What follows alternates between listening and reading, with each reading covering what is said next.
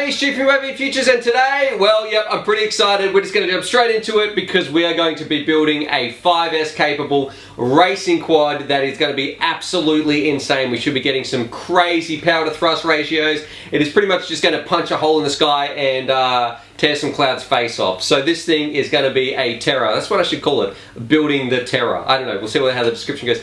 Anyway, I don't want to waste any more time because we're going to be building a 5S racing quadcopter. It's going to be a step-by-step guide, so let's jump in and show you how to make this bad boy right here. Alright, let's get started. Now before we start, just a word of warning with this thing. 5S is definitely pushing the limits of some of these components inside here. So if you're not feeling quite that insane and having a little bit of touch of insanity, feel free to follow along with the build, but you can just use a 4S battery and you are going to be sweet. Also, some of the other steps like pre-tinning the wires and stuff I'm probably not going to cover as in-depth of some of my other builds, but I'll leave links to where you can watch that. So this is pretty much the hard and fast guide to building a 5S, I guess, night terror. Alright, let's get started.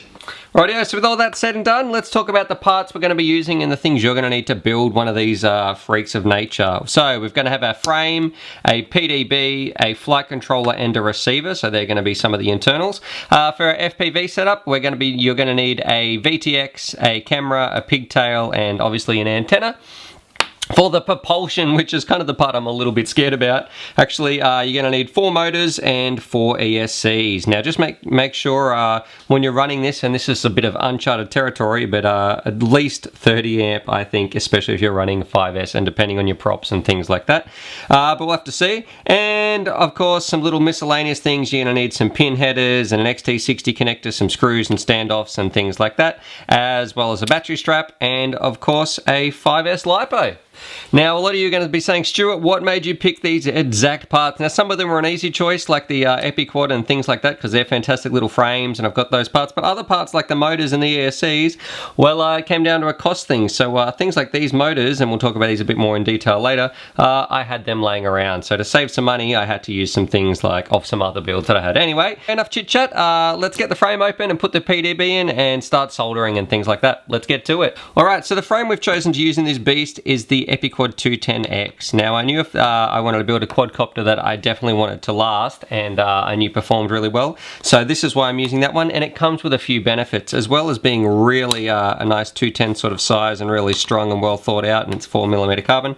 It also comes with a PDB specifically designed with it that will house a flight controller and a receiver in a really nice neat little stack. So I've got a review of this frame if you want to check that out and why I chose that, and I'll put that in a link I guess just here. So that's why I've chosen this frame, and I'll be working on the PDB that comes with it. Alright, so the first thing I'm going to do is pre-tin some pads on here. So I'm going to pre-tin my battery terminal just here, so my positive and negative, and then I'm going to go around and pre-tin the signal wires for each of the ESCs and also the positive and the grounds just there.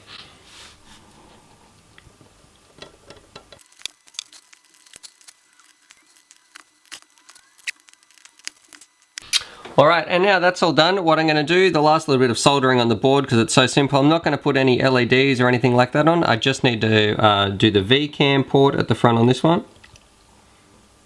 Solder that in, as well as the 5 volt and also the ground. And that's about it for soldering on the PDB, so fantastic. Everything else is taken care of by these parts here where the pins will actually slide directly in. Now before I go any further, what I want to do is put my XT60 straight onto this board, and this one's pretty easy and it's going to be sort of zip tied right in the back here so it's nice and neat. So I'm going to strip each ends of these wires, pre-tin them and then connect them straight up to my XT60 and then put it onto my board. Alright, so now what I need to do, I'm going to pre-tin some of the wire here that I'm going to use to solder it all together. So let's do this right now. I'm just using a bit of blue tack to hold it into place. Some people use helping hands and things like that, but ain't nobody got time for that. So I'm just going to use a bit of this blue tack. It seems to work just as well. Alrighty. Ow, ow, ow, ow. It's hot because it's such a little bit of wire.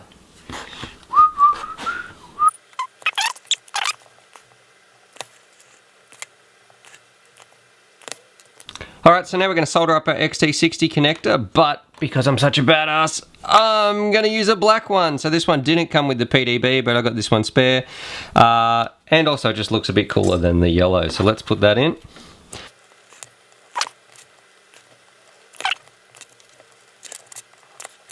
And now all we've got to do is put our wire in just here. So hopefully I don't burn my hand, but we'll see how we go. See if we can get in and out nice and quick. Oh, yep, it's getting hot. So I'm going to use some pliers. Right, so I'm back with my pliers, and just note that the flat side here with the little positive, you've got to make sure that you're wiring that up to the positive, and the red is usually the positive, so that's the one I'm putting in my build. Here we go. So there's one. Now let's do the negative. Alright, and now's a good time to put some heat shrink on here as well. So I've got my little bits of heat shrink that I've cut, and I'm going to shrink these down and we'll be ready to rock and roll and connect it to our PDB. So I shrunk the heat shrink down on my XT60 connector, and now it's time to hook it up to our PDB. So we're going to get our placement right at the back just here. Don't want it hanging out at all. That looks pretty much perfect, and we're just going to solder it directly to the board. I might put a little bit more solder on those pads actually, because this thing's going to be sucking down a lot of juice.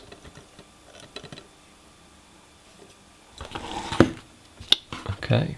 Alright, now I want this to be a really good join. Well, I want all of them to be good joins, but I just put my pliers on the front there to hold it down so I can use a bit of pressure just here and make a really nice clean join. There's one.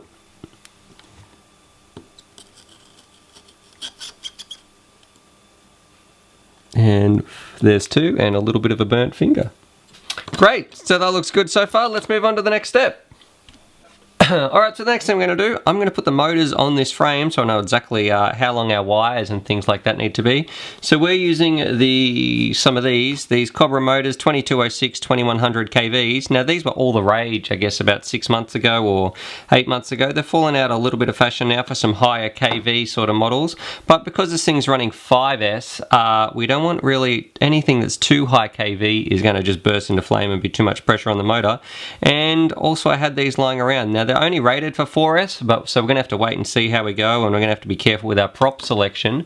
But I've got them lying around, and I thought, why not use them? Because at the moment they're just sort of sitting on my ZMR. They were sitting on my ZMR and collecting dust, so that's why I've chosen these motors. There are 6S rated motors and stuff out there, but we're probably going to run a light prop on these and see how we go on these 2100s. So let's put them on, so then we can see how long we need to wire up our ESCs and things like that.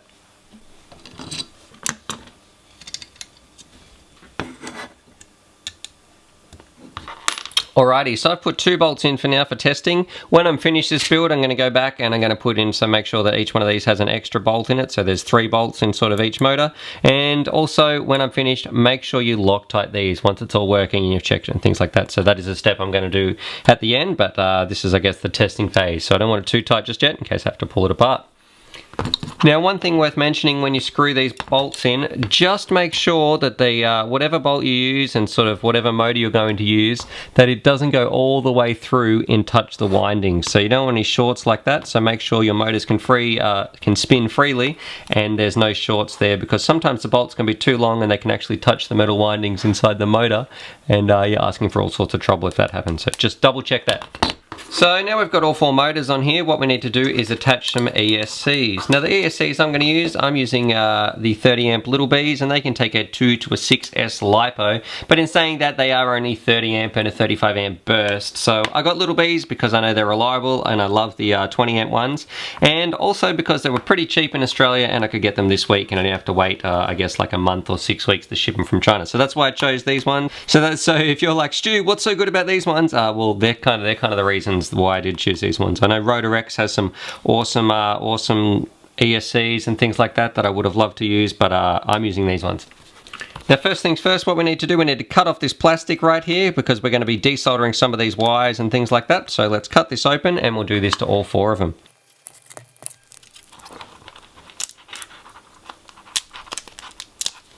Alright, so there's our 4 ESCs, all gotten rid of the heat shrink and stuff like that. And the first thing we want to do, we want to desolder these wires here because we're going to directly hook them up to our motors.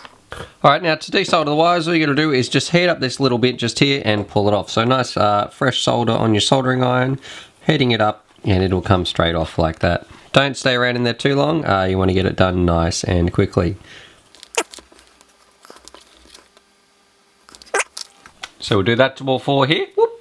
Alright, so I've removed all the wires just there, And now I'm going to add a fresh little bit of solder just to put a little bit more flux on this old solder just here, so it'll be ready to join to our motors.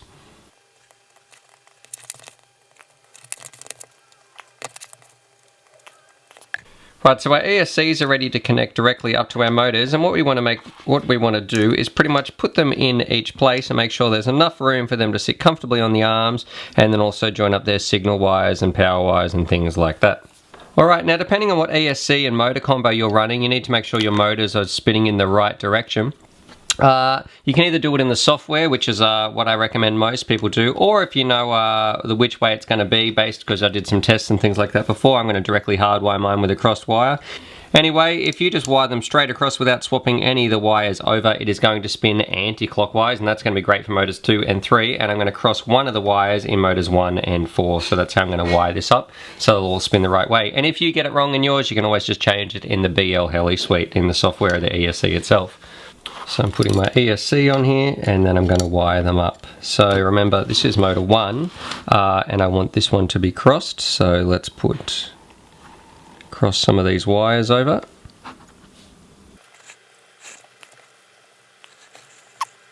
Alright, and so I'm going to do the exact same for motor 3 over here, and then these ones are just going to be straight across, like I explained before. So we wire up all our ESCs on this end, and then we'll jump on to the next step.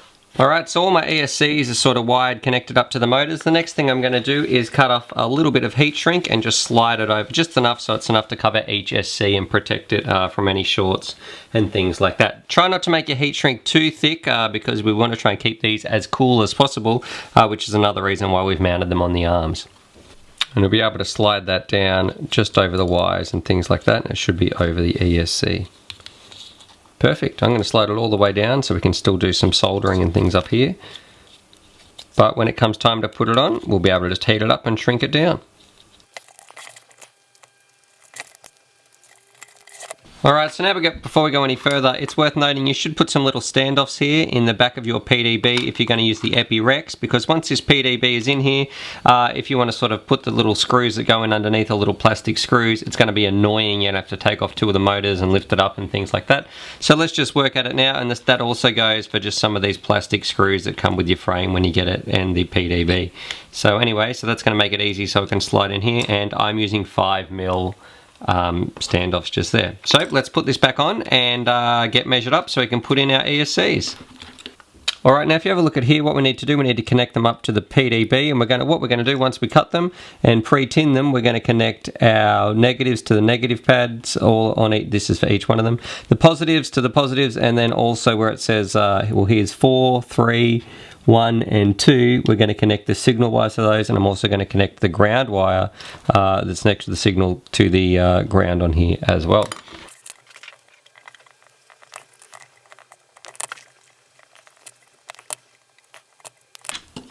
Alright, so now I've cut them all. I'm going to strip the ends, and I'm going to do this to all of them, and we'll move on to the next step, and I'll show you where we're up to. So I've cut all my wires, and now I'm just going to go through and pre-tin them all, and that's going to help when I'm soldering them onto the board.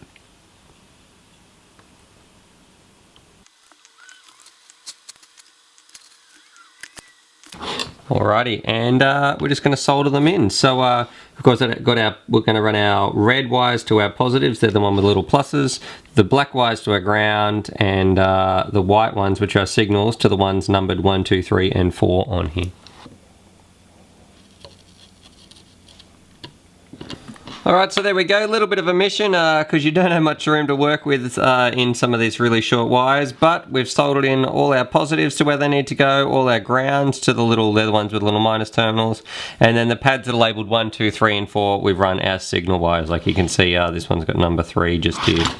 Alrighty, so now it's time to work on putting our flight controller in here. Alright, so now it's time to install our flight controller, and because this board takes a Rev 6 sort of pin layout just here for the nays, what I'm going to do, I want it to be a perfect sort of fit, so I'm going to sit it on here, and something I've sort of started to do, and you'll see in a minute, is these pins are coming through just here, and I've put them in individually one by one. I hope you can see that in there, but just so it lines up perfectly, what I'm doing, I'm pulling out the pin headers.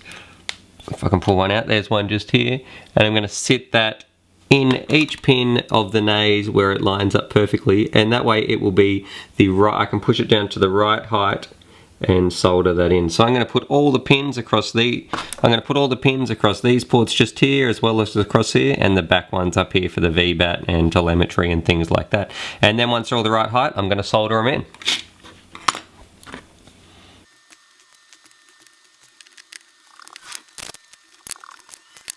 Alright, so all these pins are at the perfect height right now, so they can slide into their PDB, and all I have to do is solder them in. Just make sure that when you've pushed it through, none of them are touching the bottom base plate just here, because you don't want any shorts or anything like that. And if you have any trouble about this, I've got some things on my Atom guide as well about how to put these pins in, but it's fairly straightforward. So now we're just going to solder them up, and we should be good to go.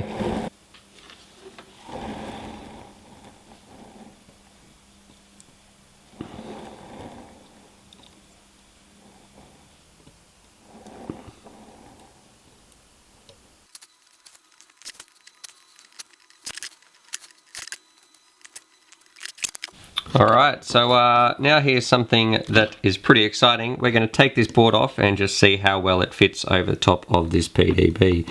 So, just give it a bit of gentle persuasion. Fantastic. So that's how easy it's going to be to replace our flight controller once our F3 board comes in from EpiQuads. I'm just going to be able to slide this out and put in my F3 board anyway. So we'll put our nays back on here for the meantime, and hopefully it goes on just as easily.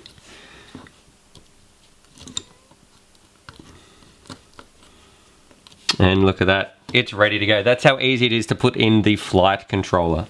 Alright, so now a big moment of truth. Before we go any further, we should probably test this thing. And I don't know if it's about me, I always feel better testing with a 3S battery rather than a 4S or anything like that. So hopefully this doesn't smoke. Please no smoke. Woo! Oh, sounds, I'm going to call it the parrot, because it's green and beeping along. Awesome! Woo! Alright, and I'm just going to put the receiver just on the back here, just to show you how clean it looks at this stage. If we had some props on here, we could go fly this. We don't have any FPV gear in here just yet, but that would be ready to fly. Look how good that thing looks. Look at that stack. So clean. Amazing. I can't wait. Alright, so we're going to put in our, we just pretty much have to put in our VTX. Oh, there's Charlie barking. We just got to put in our VTX and our camera, and we'll be ready to go. Alright, so here it is, all looking pretty. And what we need to do, let's put some FPV gear in here, because then we're pretty much going to be ready to rock and roll. So I'm using this Foxeer 200 milliwatt race band VTX, and the reason is, pretty much again, this thing can handle, if you can see just here, some 7 to 24 volts. So that's going to be fantastic if we do, when we do run this thing on 5S, so it's not going to completely make it explode, and it'll also put out a nice clean 5 volt. I'm using a Foxeer camera as well just here, so they should go together really well. So the first thing we're going to do is I'm going to take off this little cable, if I can get that out, because we're going to be cutting this and soldering this and making sure it can connect up perfectly to this camera. Now, one of the problems between these two things, and it's funny because they're the same brand, but the camera plugs are different. This is the plug that comes with the camera, and this is the plug that comes with the VTX. And you can see they are a little bit of a different size side by side. This one's actually a little bit bigger. So what we're going to need to do, I'm going to need to cut the end off this, and then I'm just going to solder it directly to these ones. So it'll these wires, and then they'll be joined to these ones, and this will connect into our camera. Now, I'm not going to actually show you this bit and how I do this bit, because I've done it before in a lot of my other videos. So if you want to click just here, there'll be a much more thorough explanation of how I did that. But essentially what I'm going to be doing is cutting the wires and then soldering them together, putting a little bit of heat shrink on it. Anyway, I'm going to get to it, and we'll see how it looks. Just make sure you put some little bits of heat shrink over these, because you don't want, and before you solder them up, because you don't want these shorting out while you're flying. Alright, so here we are, it's all shrunk down, and this is going to allow us to connect our, this is our VTX side, it's going to connect directly to our camera, and you can see we put the heat shrink on there and stuff like that and solder them together. Now we're going to hook it up to the PDB, and there's two little pads in here. I'm going to put the, where it says voltage for your cam, or V cam, that's where I'm going to hook up just here, and that's going to run out some filtered power for my VTX, and then the ground just here. And on the Foxtech, this white one is the voltage in, and this is your ground. It's not, sorry, not Foxtech, it's Foxy.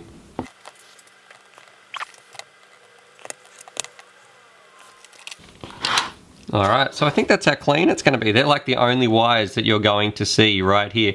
So now's probably a great time to screw down your PDB and your flight controller and things like that. So go ahead, screw on with these little bolts and nuts and things like that, these little plastic ones or the nylon ones, and then we'll be ready to hook our camera up, our VTX, and pretty much get ready to fly. Alright, now something I really recommend, and that's just to hit your build with a little bit of hot glue on top of each one of these sort of plastic bolts and nuts and things like that, and also on these two little wires that power your FPV gear, because you don't want these two to snap when you're in the middle of flying. There's one, and then I'm just going to put some on the top just to stop these from coming undone. Alright, but before we go any further and we put our camera actually in and finish up and finalize our sort of FPV setup, we need to put this little sort of back plate on just here. And the way you do this is a little printed part that allows you to swivel your camera and things like that. Just screw off the screws that come with your FPV cam. There we go, there's one. And I'll get two.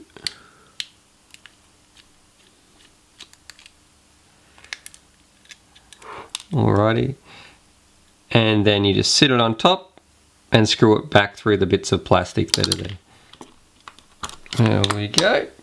Alright, and while we're at it, we'll put our standoffs back in the frame, and I'm going to use a bit of Loctite here because these aren't going to be coming out all the time.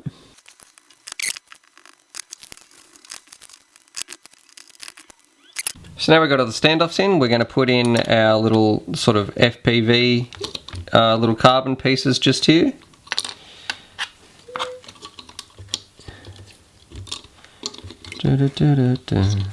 Actually, and remember to put your camera in, that's always important.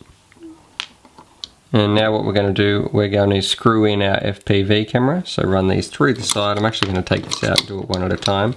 So it'll be through the side and into our FPV cam.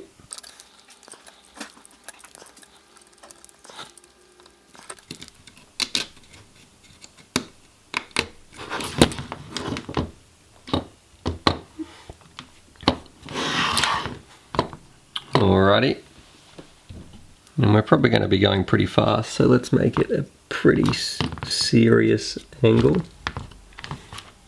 Alright, so this is looking pretty fantastic. So what I'm going to do, I'm going to put my pigtail on just here because we're going to need that. That's going to stop our VTX braking, and hopefully it fits nicely.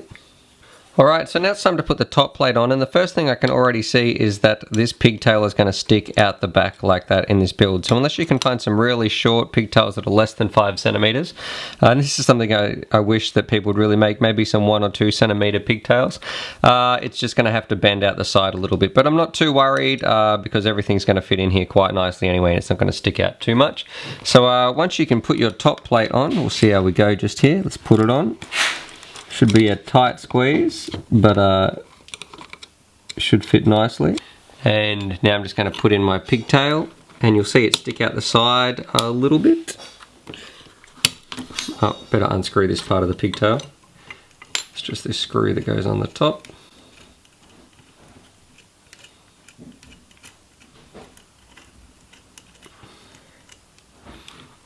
Push this in, and then I'm going to screw this down.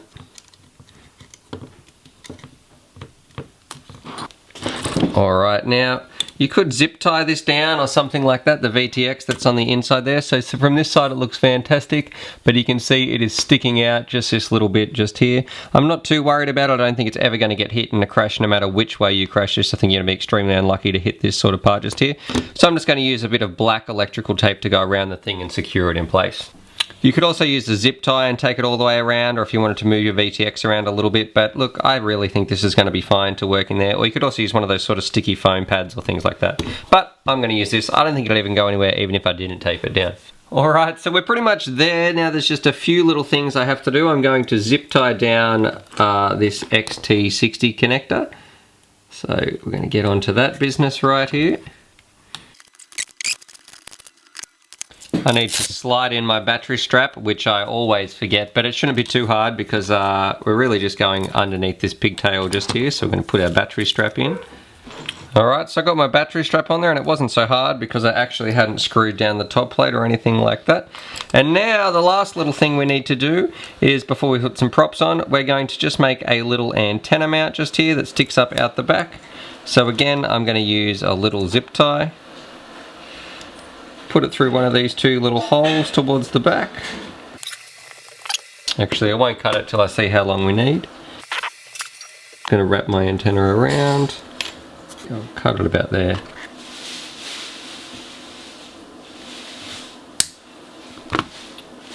Awesome. Now that's all looking good. I'm going to screw down the top plate using some Loctite again on these bolts.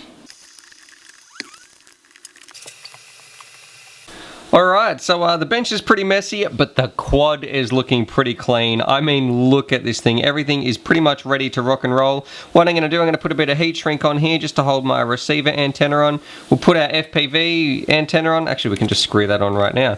So we'll screw this on. I'll heat shrink down the ESCs, and then we'll talk about our props, and then we're pretty much ready to punch a hole in the sky. Woo, so here it all is. Look at this thing. It looks absolutely fantastic. I mean, look at that profile. Absolutely amazing.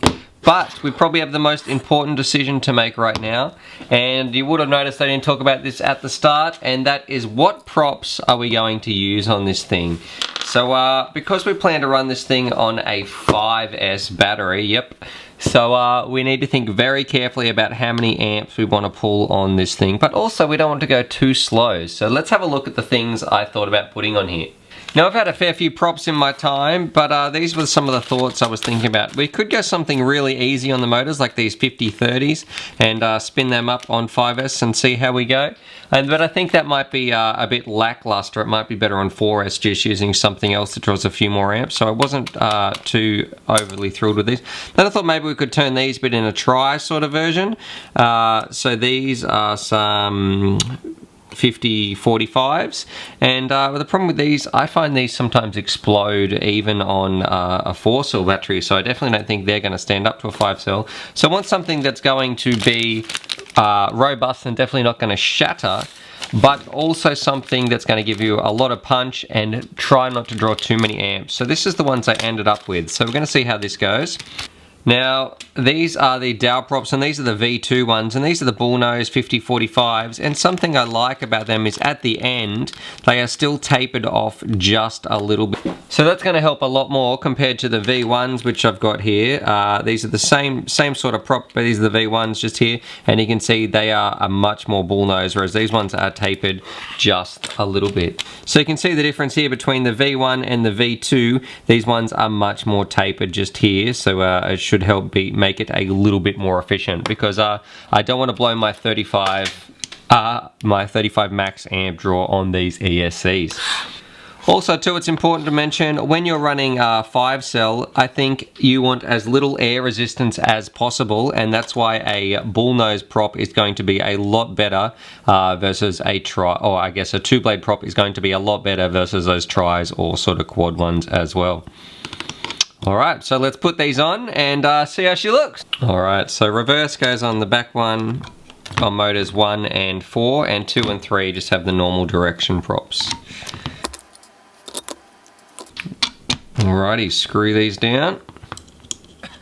Alright, so there it is, and I mean, look at this thing. This thing looks, this is probably the best looking quad I have ever seen, and I'm even going to say I have ever seen on the internet. I think it looks absolutely amazing. It is so clean, and I can't wait to get it out there.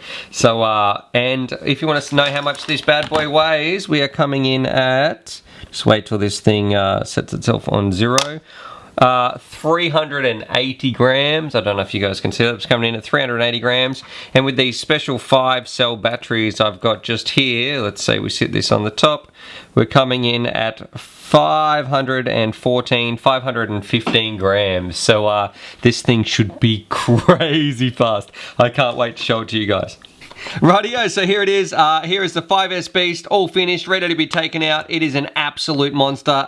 It's a little bit terrifying, and I definitely can't wait to be showing this off to some of my mates. So there it is. There's my guide to building some of the fastest 5S quadcopters in the world. I hope you really liked it. I hope it helped some of you guys out. If you happen to be insane enough to build some of these bad boys, please leave some videos, because I'd love to see some more 5S action, especially like some of those crazy race courses and things like that. I'd love to see this in the hands of some real pro pilots. So leave a comment down below if you've got any questions or things like that. And also remember, just check your prop and motor combo. So that's probably the one issue that a lot of people are going to run into when you are running 5S, because you don't want to put too much strain on the motors. I think that's going to be the component that does explode if it does happen to. Anyway, leave a whole bunch of comments below, subscribe for more FPV related content, and as always, happy flying! And while I'm here, I just want to say a big thanks to everybody who's been so supportive with the channel, and everybody who's offered all their positive feedback and things like that. If you did happen to enjoy this video, I'd really appreciate it. It'd be fantastic if you could hit that like button or share it around, because I want to get as many people as I can into this awesome quadcopter hobby. So we'll just talk about some of its characteristics. So right there, I think I hit about full throttle when we're flying, but most of the time when I'm going about speeds like this, I feel like it's about 30% of the throttle. So it was quite terrifying, especially for my skills anyway, to be flying around when you're at about 30%, 40% throttle. And when you really did push it to 100, you could feel it. It was absolutely fantastic. Anyway, I'm going to pretty much zip it and let you enjoy the rest of the flight. Anyway, happy flying! Oh, and one more thing, it's probably worth noting that this is its maiden flight, so there is zero tuning or anything like that. So this is the first time I'd ever taken her up.